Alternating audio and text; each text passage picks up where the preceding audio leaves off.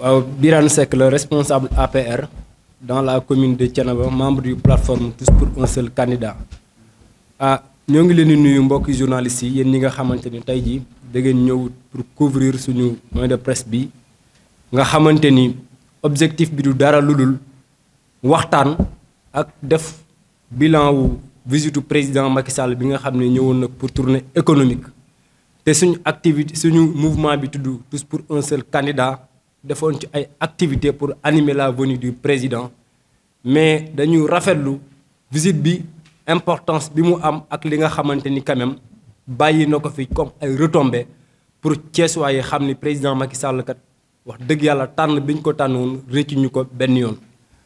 ndaxte ñëw na fi ak ay projet mais ñëw na fi ak ay réalisation suñu camarade Maodo ñëw na ci muy pose première pierre yi nga xam ne def na ko fi muy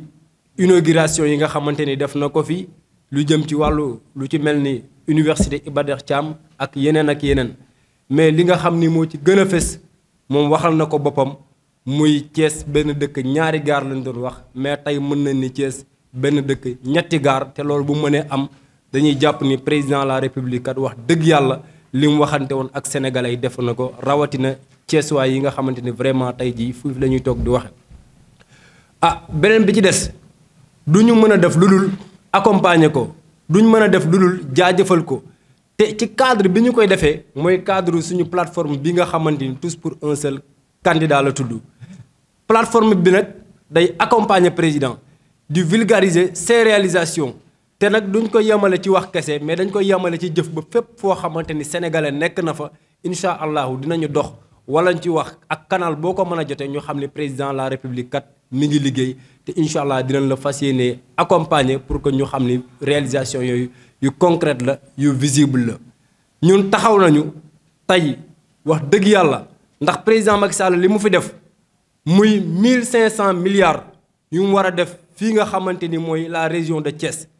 loolu avancé yu rëy la ci côté réalisation parce que bu ñu fàttali ni Abdou Diouf bi mu fay jóge budget ci 700 milliards la woon tey président bu ñëwee ni la région de Thiès kese 1500 milliards la ñu def loolu du ñu mën a def lu rafet loolu. kon dañuy sant bu baax a baax di gërëm le président de la république Macky Sall pour visite bi nga xamante ni def na ko fi te gëm na ni dina am ay jeexital yu rëy ci dundinu Thiessois yi. ndax def na fi ay programme def na fi ay projet mais aussi tamit di ko lancer appel pour li nga xam ne moom moo nekk les programmes des Thiessois lu ci mel ni la zone économique spéciale intégrée bi nga xamante ni vraiment dina générer ay emplois yu bari dolli ko ci li nga xamante ni dugaloon na ko fi lu ci mel ni DER lu ci mel ni FONGIP lu ci mel ni ANPEJ PAPEJ di ay programme de l'État yoo xam ne président tegoon na ko te gis nañ ni tey jii mi nga am njariñ pour les Thiessois ñun du ñu mën a def lu dul saluer ko félicité ko di ko xamal ni plateforme bi gën a déterminé gën a engagé wu pour soutenir ko ci lépp loo xamante ni jublu na ko ci liggéeyu réew mi lépp loo xam ne def na ko wax dëgg yàlla pour Sénégal jëm kanam ñoo ngi leen di sant di leen gërëm asalaamaaleykum wa rahmatullah. C'est Assane Mbaye responsable politique APR à Thiès di membre di plateforme Tous pour un seul candidat di indi ay complément rek ci li sunu camarades yi wax muy Maodo Diop muy Birane Seck de Thiénaba par rapport ak njeexital bi nga xam ni tournée président def na ko maanaam président bi mu jógee Thiès rek automatiquement dafa jël avion pour jéem a matérialiser vœux yi nga xam ni def na ko Thiès parce que gis nañu à Dubaï 2 jours après mu signé fa une convention pour 100 000 logements yoo xam ni dañ koy def une nouvelle ville fii ci biir Thiès nouvelle ville boobu nag dafay am lu muy yokk lu baree bari ci Thiès. ci wàllu emploi direct ci wàllu dëkkuwaay créer dëkk bu bees loolu day créer économie bu bees entre Thiès ak l'aéroport bi nga xam ni moom mooy aéroport bu Diass ñuy xamal nit ñi aussi que ni Thiès tey jii ville Carrefour bi ñu ko doon wax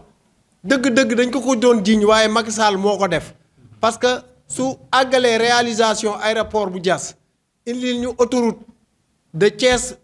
à partir de Thiès nga mën a dem Touba à partir de Thiès nga mën a dem Saint-Louis dem Tivaouane à partir de Thiès nga mën a dem Mbour dem Kaolack ci Petite Côte bi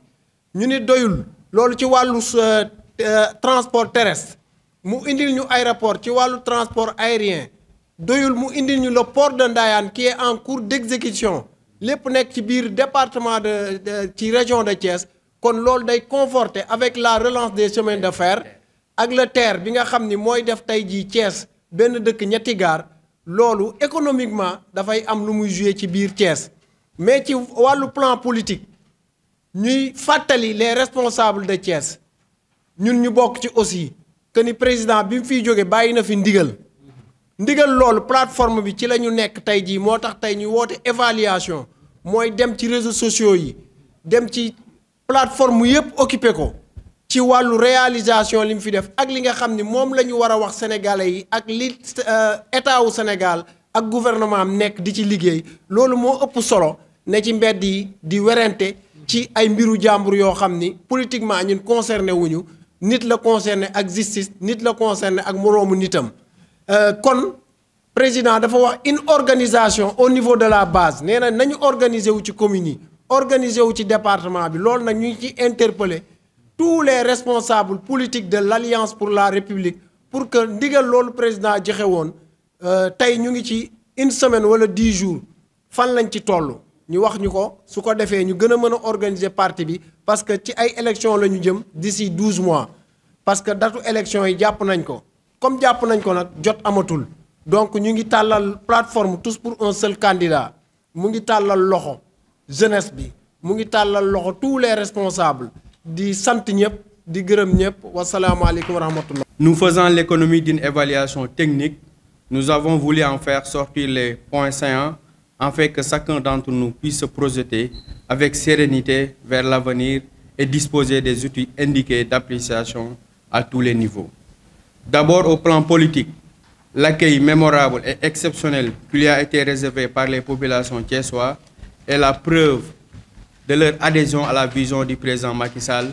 vivement exprimée dans le plan Sénégal émergent.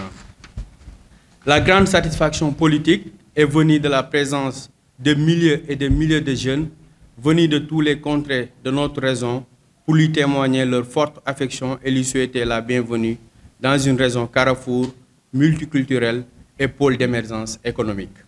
Il en est de même de toutes les autres catégories sociales, particulièrement les femmes, dont la présence n'a jamais été aussi retentissante, pour inscrire en lettres d'or sur les pages politiques de notre région leur satisfaction vis-à-vis des réalisations du président Macky Sall. Thiès a exprimé son satisfecit au chef de l'État et démontré qu'il est et demeure l'homme en qui le peuple sénégalais a encore confiance et qu'il ne s'est pas trompé en le portant à la magistrature suprême en un certain 25 mars 2012. Au plan économique, les nombreuses réalisations du président Macky Sall, ce qu'aucun de ses prédécesseurs n'a fait, ont radicalement changé la visage de notre région. Il suffit d'en lister quelques projets phares, tels que l'inauguration de l'université Iba Der Thiam et de la centrale électrique de Malicounda, pour faire de Thiès un hub universitaire et énergétique. Dans ce registre, la pose de la première pierre de l'école aéronautique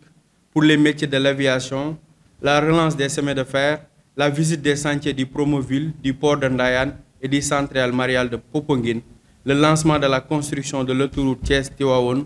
sont la preuve d'une juste vision du développement endogène et inclusif. Tous ces projets viennent s'ajouter à ceux nombreux qui pullulent partout à Thiès, Mbour et Tivaouane, dont notamment l'aéroport de Diass, les autoroutes Thiès-Touba, Thiès-Mbour et Thiès-Tivaouane, les infrastructures religieuses, sanitaires et sportives, la relance du tourisme et l'accompagnement social aux populations démunies, aux femmes et à la jeunesse à travers l'ADER, le programme Xëyu Ndaw yi, FONGIP, le décret de déclassement de Mbour 4 extension, suivi d'une régularisation des titres d'occupation, et nous en pensons. À souligner qu'entre 2012 et aujourd'hui, 51 ou 81 programmes ont été réalisés par le gouvernement du Sénégal pour une enveloppe de plus de 400 milliards. Les 20 mesures d'urgence prises et la décision de prévoir encore 1500 milliards d'investissements dans le cadre du programme d'investissement prioritaire montrent l'attachement que porte le président de la République à Thiès. Voilà en substance et de manière transversale un survol de tant de projets réalisés en cours ou à venir pour faire de notre belle région une véritable plateforme d'émergence drapée de l'empreinte d'un homme, un grand visionnaire soucieux de l'intérêt des générations présentes et à venir dans un Sénégal par tous, un Sénégal pour tous. Nous tenons encore à remercier très vivement le chef de l'État, le président Macky Sall, pour son engagement aux côtés des populations, pour lesquelles la satisfaction des aspirations est un sacerdoce pour lui. Ne dit-il pas que celui qui travaille n'a pas le temps de parler? Déterminés, nous lui exprimons toute notre confiance et notre disponibilité sans faille à l'accompagner dans la réalisation des nombreux idéaux qu'il porte pour notre cher pays. Fait à Thiès, le 19 février 2023, la plateforme Tous pour un seul candidat.